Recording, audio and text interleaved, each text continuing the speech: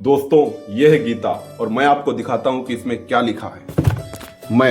मैं प्रत्येक जीव के हृदय में आसीन हूँ और मुझसे ही स्मृति, ज्ञान तथा विस्मृति होती है। मैं ही वेदों के द्वारा जानने योग्य हूँ। निसंदेह मैं वेदांत का संकलन करता तथा समस्त वेदों को जानने वाला हूँ। इसमें जो एक बात लिखी है, एक लाइन लिखी है कि मैं ही वेदों के द्वारा जानने योग्य हूँ। उस समय जिस वक्त अर्जुन को गीता का ज्ञान श्री कृष्ण दे रहे थे, महाभारत शुरू ही होने वाली थी, उस समय काल में भारत में मात्र वेद ही थे जो उस समय के समस्त ज्ञान का एक स्वरूप मात्र थे। जो हजारों सालों से ज्ञान ऋषियों ने इकट्ठा किया था, उसको संग्रहित करके वेद का निर्माण किया गया था। उस समय वेद को ही ज्ञान का स्वरूप माना जाता था, वेद को ही अपनी एक आधारशिला मानकर आगे बढ़ा जाता था और वेद को ही पढ़ाया जाता था।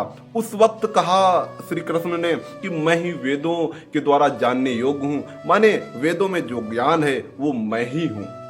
इस समय जो श्री कृष्ण ने स्वयं को एक शरीर डिनाई कर दिया, स्वयं को शरीर नहीं माना, नहीं कहा कि मैं शरीर हूं, मैं कोई ईश्वर हूं।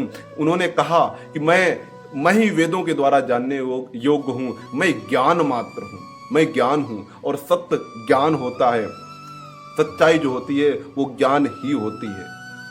उस समय जब श्री कृष्ण ने कहा है, तब से एक धारा शुरू हुई, ज्ञान की धारा। और श्री कृष्ण आज तक के पूरे विश्व के सबसे बड़े फिलोसफर, सबसे बड़े दार्शनिक हुए हैं और संपूर्ण विश्व ने इसे माना है। ये उल्टा वेद की बाणी रे, कोई ज्ञानी करो विचार, ये उलट वेद